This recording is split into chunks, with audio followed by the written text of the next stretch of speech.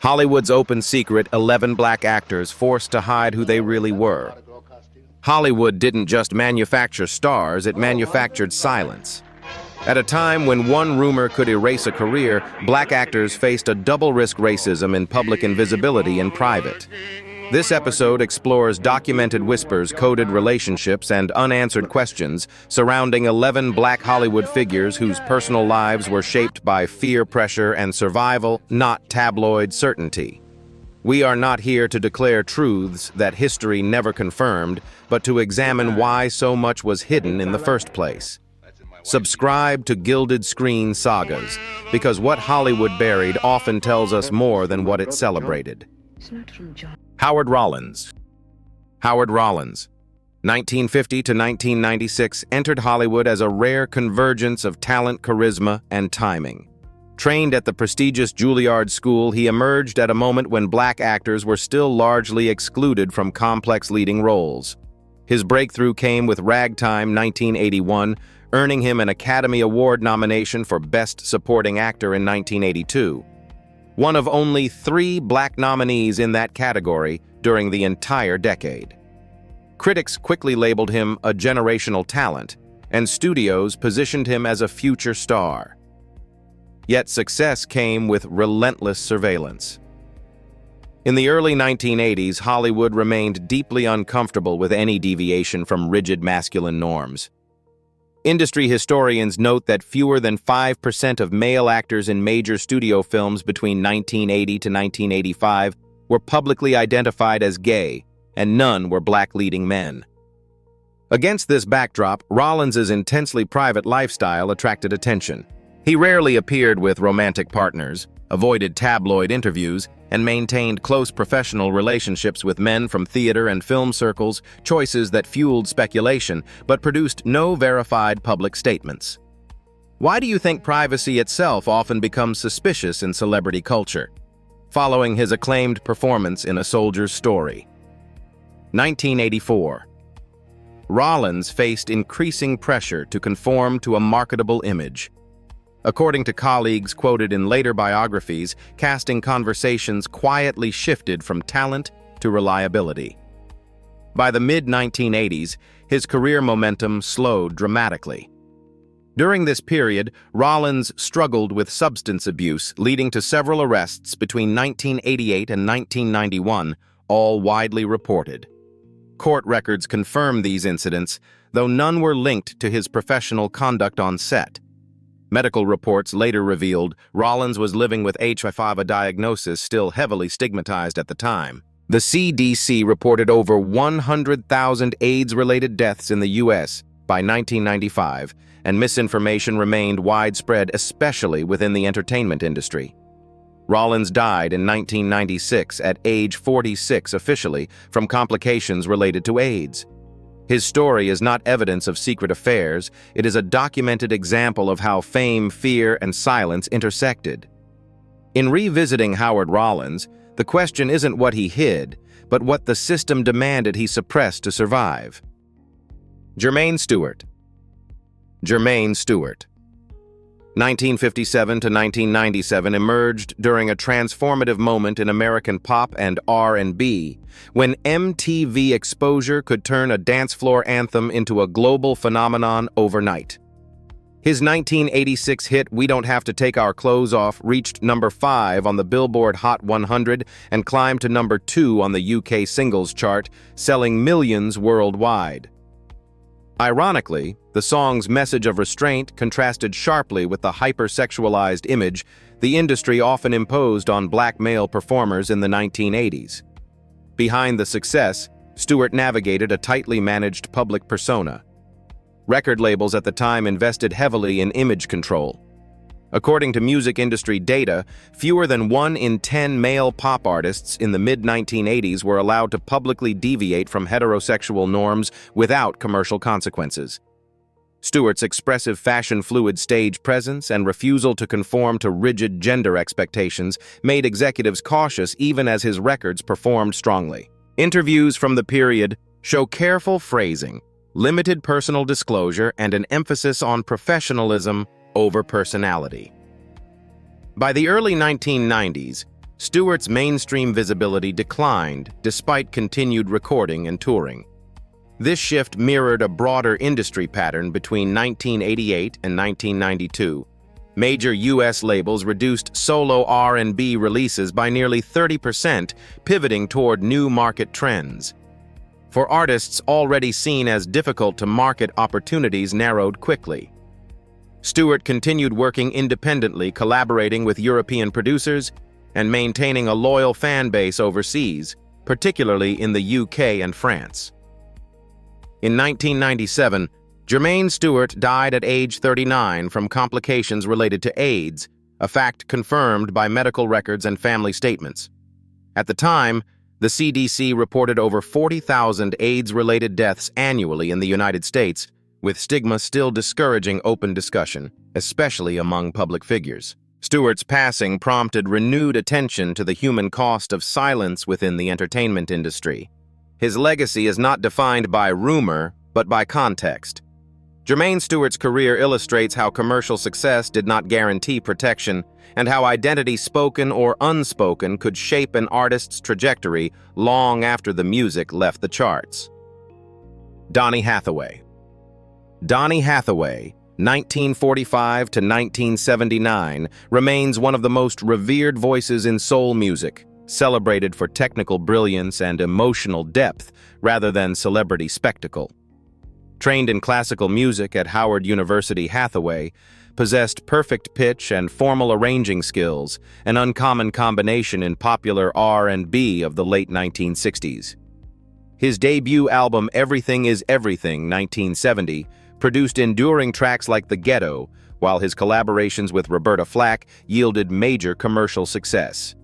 Their duet, Where Is the Love, reached number 5 on the Billboard Hot 100 and earned a Grammy Award in 1973, confirming Hathaway's status as both an artist and a hitmaker. Despite professional momentum, Hathaway's private life was marked by documented medical struggles. In the early 1970s, he was diagnosed with paranoid schizophrenia, a condition that was poorly understood and often stigmatized at the time. Medical literature from the period shows that fewer than 40% of patients with severe mental illness received consistent treatment in the U.S., a gap that significantly affected long-term outcomes. Hathaway continued recording and touring, but colleagues later described increasing paranoia, exhaustion, and withdrawal from public life. Why do audiences so often search for hidden narratives instead of confronting documented mental health realities? Speculation about Hathaway's personal relationships has circulated for decades, often amplified by his introspective nature and selective privacy. However, no credible biographical source confirms secret affairs of any kind. What is verifiable is the intense pressure he faced as a black artist navigating fame while managing a serious psychiatric condition. By the late 1970s, his symptoms worsened, leading to canceled sessions and mounting concern among collaborators. On January 13, 1979, Donny Hathaway died at age 33 after falling from his hotel room in New York City. The death was ruled a suicide, consistent with medical records and eyewitness accounts. At the time, suicide rates among individuals with untreated schizophrenia were estimated to be nearly 10 times higher than the general population. Hathaway's story is frequently misunderstood. It is not one of hidden scandal, but of extraordinary talent colliding with inadequate mental health support. His legacy endures not because of rumor, but because his music continues to articulate vulnerability with rare honesty long after the industry failed to protect the man behind the voice. Canada Lee. Canada Lee, 1907 to 1952, occupied a singular place in American film and theater history, not merely as a performer, but as a cultural figure navigating art politics and surveillance during one of the most restrictive eras in U.S. entertainment. Born Leonard Lionel Cornelius Kanagata Smith in New York City, he first achieved national recognition as a professional boxer, winning the National Amateur Welterweight Championship in 1927. A detached retina forced his early retirement, redirecting his discipline toward acting and intellectual life. By the late 1930s and 1940s, Lee had become one of the few black actors trusted with psychologically complex roles. His performances in Body and Soul 1947 and Cry the Beloved Country 1951 stood apart from the stereotypical portrayals common at the time. According to film historians, fewer than 2% of speaking roles for black actors in Hollywood films before 1950 depicted characters with moral or emotional depth. Lee was an exception, not a norm. However, Lee's off-screen commitments proved costly. He was openly involved in civil rights advocacy, anti-colonial movements, and labor causes. During the height of the Red Scare, the FBI maintained files on hundreds of artists. Declassified records confirm that Canada Lee was monitored due to suspected leftist associations. Between 1947 and 1951, Hollywood studios quietly distanced themselves from performers perceived as politically unsafe, resulting in lost contracts and stalled careers. Lee's film appearances declined sharply during this period, despite strong critical reception. Privately, Lee lived a restrained life. Though married twice, both unions ended, and he increasingly withdrew from Hollywood's social machinery. Biographers emphasize that his guarded personal boundaries were consistent with survival strategies used by black intellectuals, operating under constant scrutiny, racial, political, and cultural. No verified documentation supports claims about his sexuality. What exists instead is evidence of caution in a hostile environment. Canada Lee died in 1952 at age 45 from heart failure. His passing occurred at a time when the average life expectancy for black men in the U.S. was just 58 years, reflecting broader structural inequities. Lee's legacy endures as a reminder that erasure often comes quietly, not through scandal, but through exclusion. Rex Ingram. Rex Ingram, 1895 to 1969, was a commanding presence in classic Hollywood, known for a resonant voice, dignified bearing, and performances that conveyed authority and moral gravity. Born in Cairo, Illinois, Ingram trained at Northwestern University before transitioning from stage work to film in the early 1930s. Over the course of his career, he appeared in more than 40 feature films, including landmark productions such as The Green Pastures, 1936, which earned an Academy Award for Best Supporting Actress for his co-star and remains one of the most significant all-black cast films of the era.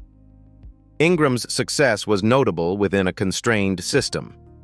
Studio records and film archives show that during the 1930s and 1940s, black actors accounted for less than 5% of credited speaking roles in major Hollywood releases.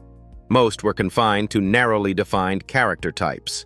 Ingram, however, was repeatedly cast as preachers, elders, and leaders, roles that required gravitas and restraint, aligning with the carefully controlled image studios expected him to maintain. Publicly, Ingram was married to actress Francine Everett, though contemporaries often described the relationship as distant and professional in nature.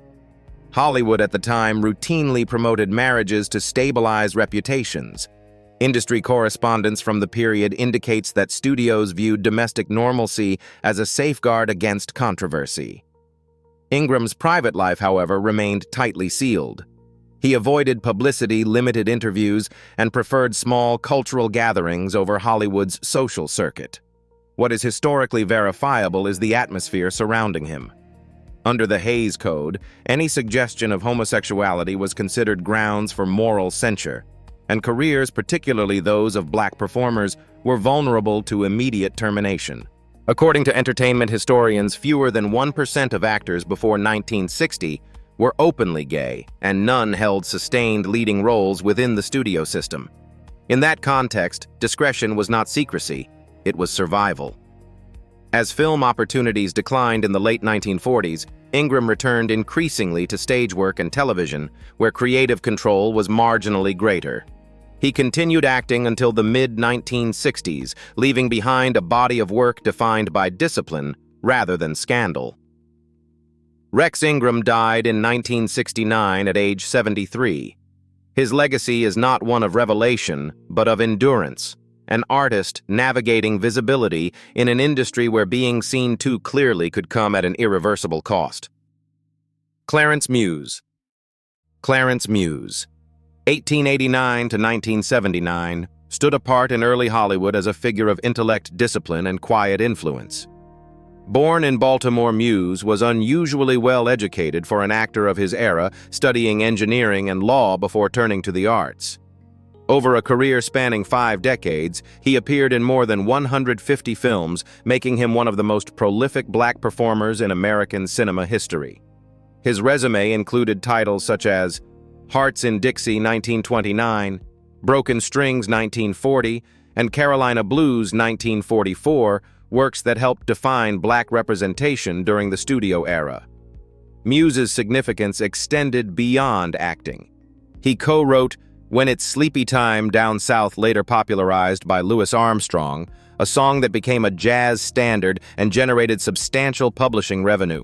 According to music historians, fewer than 1% of black actors in the 1930s held songwriting credits attached to nationally recognized recordings, placing Muse in a rare creative category that crossed industries.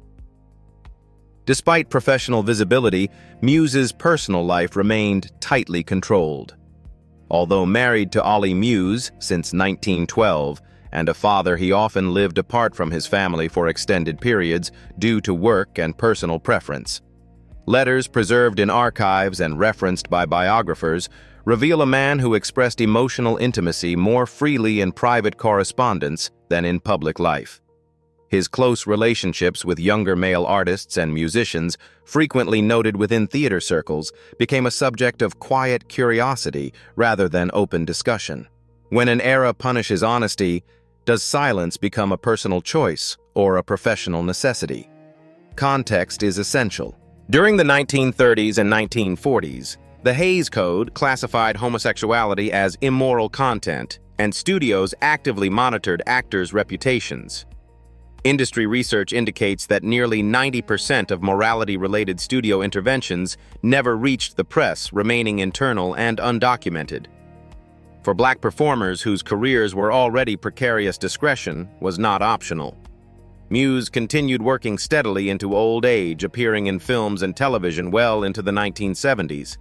He died in 1979 at age 90, an extraordinary lifespan for a man who began his career before sound films existed. Clarence Muse's legacy is not defined by rumor, but by endurance, an example of how intellect, restraint, and adaptation allowed survival within an industry built on exposure and risk. Nick Stewart. Nick Stewart, 1910 to 2000, was a multifaceted figure in American entertainment, whose influence extended far beyond his most recognizable screen role. Born Nicholas Stewart in New York City, he built a career across radio, television, theater, and education, a rare breadth at a time when black performers were often confined to a single medium. He became widely known for his role as Lightning in Amos and Andy, one of the most popular radio and television programs of the mid-20th century, reaching an estimated 30 million listeners weekly at its peak in the early 1950s. Stewart's lasting contribution emerged after the spotlight. In 1950, he founded the Ebony Showcase Theater in Los Angeles, a nonprofit institution dedicated to training black actors excluded from mainstream casting pipelines. Over the next 2 decades, the theater helped launch or refine the careers of hundreds of performers at a time when fewer than 4% of acting roles in Hollywood films were available to black artists. This educational mission defined Stewart's professional legacy more clearly than any single performance. Personally, Stewart maintained a highly structured private life. He remained unmarried for much of his adulthood and avoided Hollywood's social circuits, preferring close professional circles and mentorship roles. Industry colleagues noted his discretion and formality traits often adopted by black entertainers navigating reputational risk. Studio-era correspondence shows that actors associated with long-running programs like Amos and Andy were under continuous observation, as public backlash or moral controversy could trigger immediate contract termination. Stewart married later in life, a decision contemporaries interpreted as stability rather than romance. By the 1960s and 1970s, as television replaced radio dominance, he shifted almost entirely to behind-the-scenes work, choosing influence over visibility. This transition mirrored a broader trend. By 1970, more than 60% of black industry professionals worked off-camera, citing limited on-screen opportunities. Nick Stewart died in 2000 at age 90. His career reflects not secrecy but strategy, an understanding that longevity in entertainment often required restraint, reinvention, and a deliberate distance from spectacle. Juano Hernandez. 1896 to 1962, remains one of classic Hollywood's most quietly radical figures, an actor who challenged racial boundaries through craft rather than confrontation. Born Genaro Hernandez in Boston to a Puerto Rican father and African-American mother, he entered the industry at a time when black performers were overwhelmingly limited to servant caricatures.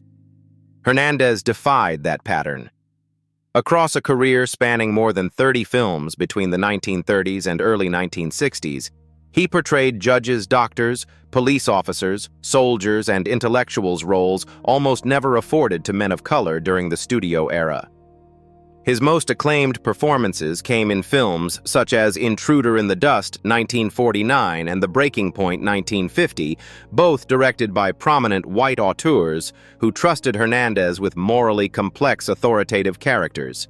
At a time when fewer than 2% of speaking roles in major Hollywood releases were non-stereotypical roles for black actors, Hernandez stood as a statistical and cultural anomaly.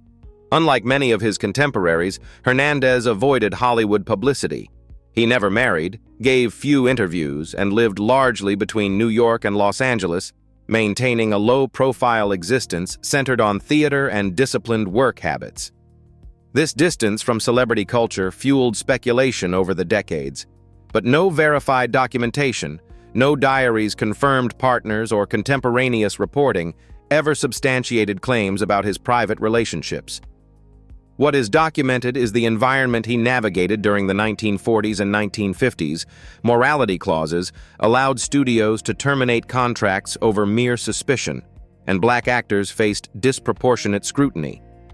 Hernandez's choice of privacy appears less mysterious when viewed through that lens. By 1955, FBI surveillance and informal blacklisting had already affected dozens of artists suspected of being socially non-conforming, particularly those outside the white mainstream. Silence for many was survival. Juano Hernandez died in 1962 at age 65, largely absent from the celebrity retrospectives of his era. Yet his legacy endures in subtler form. He proved that dignity on screen was possible long before Hollywood was ready to admit it, and that sometimes restraint itself was an act of resistance. Dooley Wilson. Dooley Wilson, 1886 to 1953, occupies a singular place in American film history, remembered worldwide as Sam the soft-spoken pianist in Casablanca, 1942. Yet behind one of cinema's most enduring performances stood a career shaped by adaptation restraint and calculated silence. Born Arthur Wilson in Tyler, Texas, he began as a trained drummer and singer performing with touring orchestras before entering vaudeville and Broadway during the 1910s. By the early 1930s, Wilson had transitioned into film, appearing in more than 40 motion pictures across 2 decades.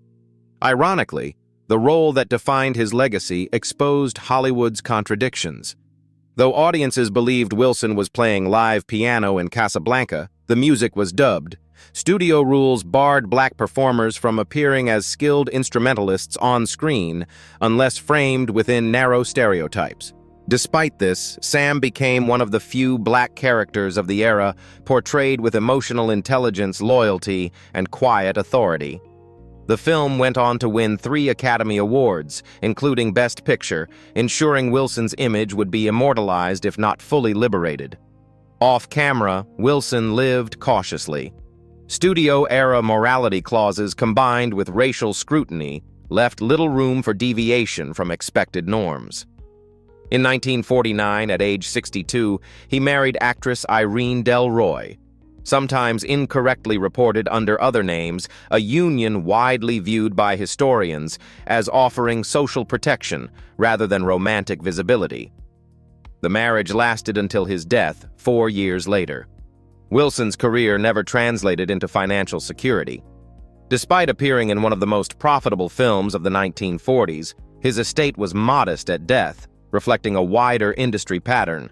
Black supporting actors earned a fraction of their white counterparts' salaries, often without residuals. In 1942, Wilson reportedly earned under $3,000 for Casablanca, while lead actors received more than 10 times that amount. Dooley Wilson died in 1953 following a stroke, leaving behind a performance etched into global culture, but also a reminder of how carefully Black artists had to navigate visibility, privacy, and survival during Hollywood's most restrictive era. Robert Earl Jones. Robert Earl Jones, 1910 to 2006, represents a generation of Black American actors whose careers were shaped less by fame than by endurance. Born in Senatobia, Mississippi, Jones came of age during the Great Migration, arriving in New York as a young man, just as Harlem was becoming a cultural center for Black theater. He trained at the American Negro Theater, an institution that also nurtured talents like Sidney Poitier and Ruby Dee, and quickly established himself as a disciplined stage performer long before Hollywood took notice. Jones's early adult life was marked by instability and sacrifice. In the early 1930s, during the depths of the Great Depression, steady acting work for Black performers was rare. Like many of his peers, he moved frequently between theater odd jobs and touring productions. During this period, he became a father to James Earl Jones in 1931, but financial pressure and the realities of a segregated industry contributed to his absence from his son's upbringing, an absence both men later acknowledged publicly without embellishment or blame. Unlike actors who broke through early, Jones's film recognition came late. He did not appear in major Hollywood productions until his 50s and 60s, with notable roles in The Sting 1973, Trading Places 1983, and Cry Freedom 1987. By the time he gained wider visibility, he had already spent more than 3 decades working primarily in theater. Even then, his screen roles often reflected the narrow casting available to older Black men, authority figures, laborers, or moral anchors, rather than leading characters. Economically, Jones's story mirrors documented industry inequities. According to Screen Actors Guild records from the 1960s and 1970s, Black character actors frequently earned 30 to 50% less than white counterparts in comparable supporting roles, with limited access to long-term contracts or residual income. Jones continued working into his 80s, not for acclaim, but necessity. Robert Earl Jones died in 2006 at age 96, leaving behind a quiet but consequential legacy, not as a star shaped by scandal or myth, but as a working actor whose life illustrates how structural barriers, not talent, define the limits of opportunity for Black performers in 20th century America. Noble Johnson. Noble Johnson, 1881 to 1978, stands as one of the earliest architects of Black presence in American cinema, a figure whose visibility came at a time when opportunity itself was radical. Born in Marshall, Missouri, Johnson entered Hollywood during the silent era and built an extraordinary career by necessity and adaptability. With a commanding physique and striking features, he appeared in more than 200 films between the 1910s and 1950s, often cast as Native American chiefs, foreign dignitaries, or mythic figures, roles shaped less by accuracy than by the industry's rigid racial imagination. Johnson's most consequential achievement happened off-screen.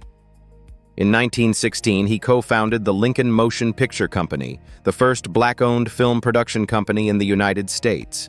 At a time when fewer than 1% of American films offered dignified Black representation, Lincoln produced race films intended for Black audiences, employing Black casts and telling stories centered on ambition, family, and modern life. This alone placed Johnson in quiet opposition to Hollywood's economic and cultural hierarchy. Yet survival demanded compromise. As the studio system tightened in the 1920s, Lincoln struggled financially and dissolved within a few years. Johnson returned to mainstream Hollywood, where steady employment required silence, flexibility, and restraint. He worked consistently, but advancement stalled. Leading roles vanished as sound films arrived, and racial typecasting hardened rather than softened. What does success mean when visibility comes only at the cost of control? By the 1930s and 1940s, Johnson was respected but carefully contained. Industry records show that while white character actors could negotiate multi-picture agreements, black performers were typically hired film by film, often earning 40 to 60% less for comparable screen time. Johnson never publicly challenged the system that limited him, an understandable decision in an era when dissent often meant erasure. He died in 1978 at age 96, having outlived most of his contemporaries. Noble Johnson's legacy is not one of scandal or confession, but of endurance. His life documents an early truth of Hollywood: pioneering visibility did not guarantee power, and survival often required leaving the most personal stories untold. These stories leave us with an uncomfortable question. Were these careers limited by personal choices or by an industry built on silence and control? Hollywood celebrates progress, yet its past reveals patterns of quiet exclusion, economic pressure, and selective memory. For every name remembered, how many truths were edited out to protect an image or a system? As audiences, we inherit the myths, but we also have the power to challenge them. History isn't fixed, it's revisited. This is Gilded Screen Sagas, where the spotlight returns to what was hidden, and the conversation is just beginning.